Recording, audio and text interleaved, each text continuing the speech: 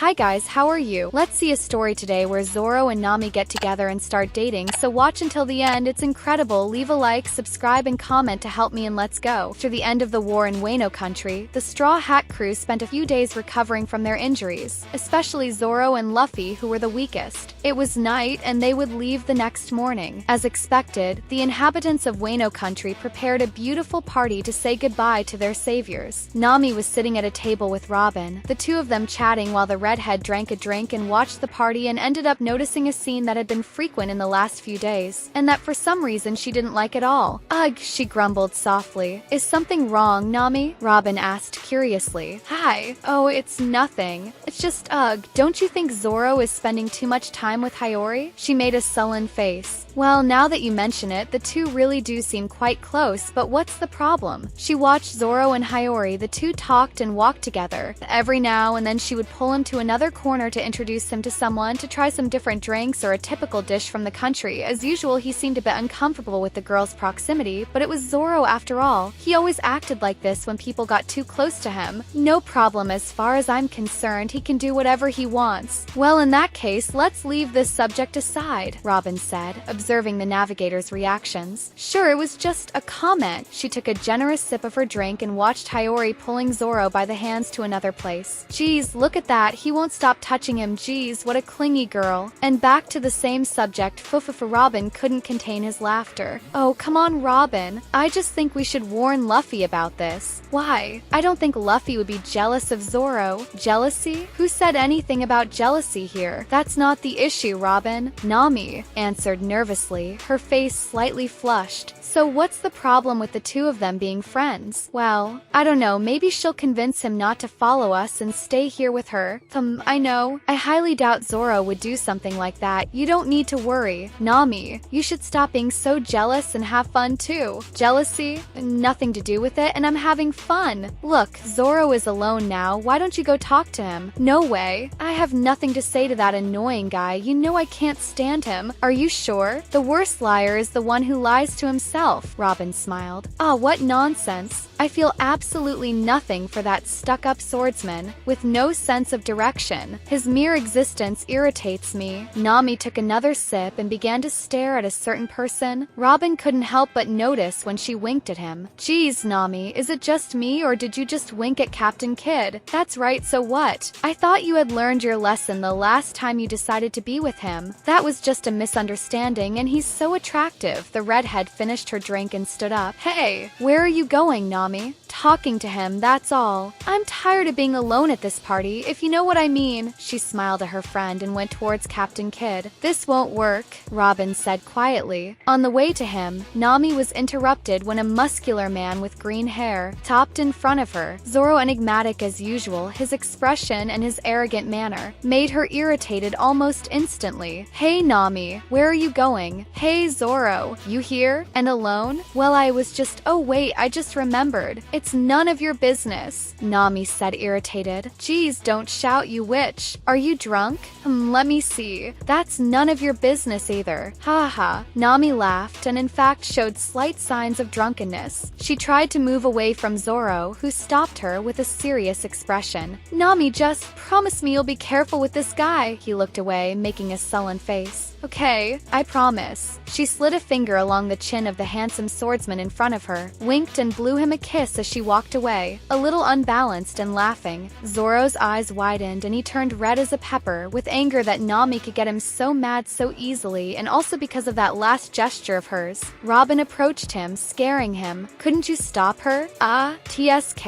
I can't do that. She does whatever she wants. I don't mind other. I know, just keep an eye on her just in case. Humph, it seems like I'm going to babysit her. She's already quite big, he said sullenly, till slightly blushing. This made Robin find the situation amusing, but in the end she knew he would be ready to defend Nami if necessary. She laughed discreetly as she analyzed the confusing and strange relationship between her two companions. Meanwhile, Nami walked up to the red-haired man. When she got to him, she greeted him and began to dance provocatively, but lost her balance and almost fell on top of him. Hey, what What's up? Did you miss me, Captain? He stood her up in front of him and began to analyze her. She was slightly drunk, which seemed like a great opportunity to kid. Well, if it isn't the redhead from the Straw Hats again. Would you like a drink? He put his hands on her waist and pulled her closer to him, somewhat roughly. I'm not the kind of sentimental man you want, woman. Would you decide to join my gang and be mine for real? A navigator like you would take me far beyond where I can dream of going today, not to mention that you would end up with that idiot with the straw hat. He lifted her chin forcefully, making her look him in the eyes. Ouch. Idiot. I already told you that will never happen. I just wanted to have a little fun, but I can't talk to you anyway. What's up? My crew would love a beauty like you joining the crew. Nami raised her arm to slap him in the face, but Kid was a brute and proud man. He grabbed her wrist so hard that it almost broke. He began to forcefully pull her away from the party. Let me go, you brute. Where are you taking me? To my ship. We're leaving at dawn and your friends will be asleep and you're coming with me. Stop.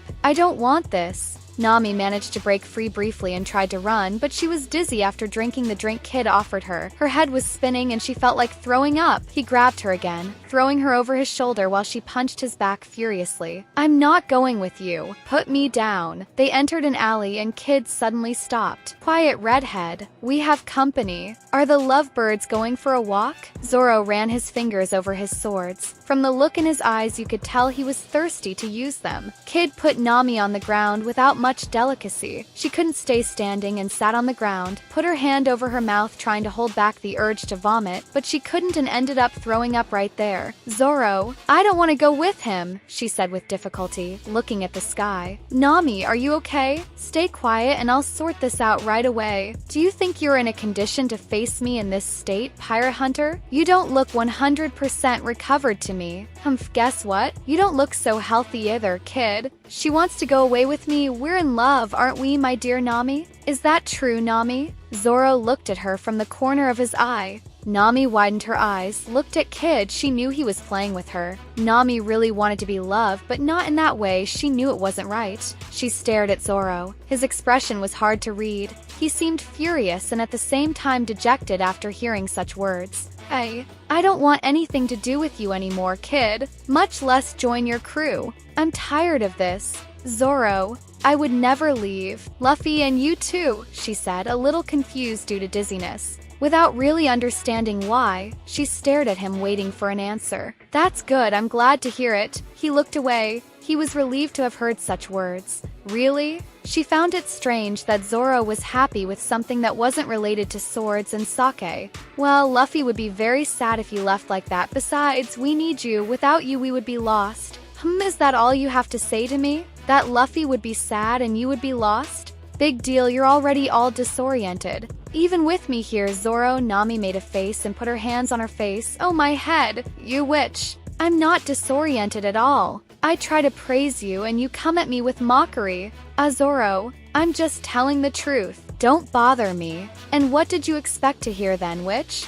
I don't know, something more sentimental. Even though she felt bad, she wouldn't miss an opportunity to tease the swordsman. Zoro blushed. I'm not going to kneel down and beg you to stay. I don't even want you to do that. You ogre. What?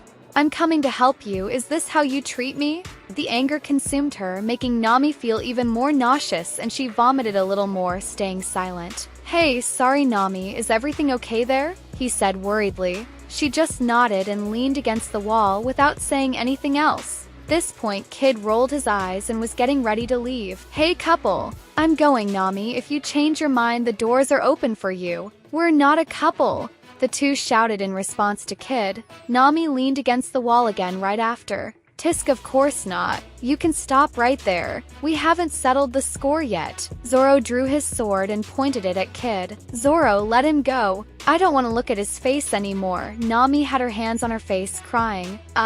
No way, Nami, he disrespected you. He wanted to take you by force. Zoro, please. I'm begging you. He then noticed that her eyes were full of tears. You better listen to the girl. Don't think that we became friends just because we temporarily allied to defeat Kaido.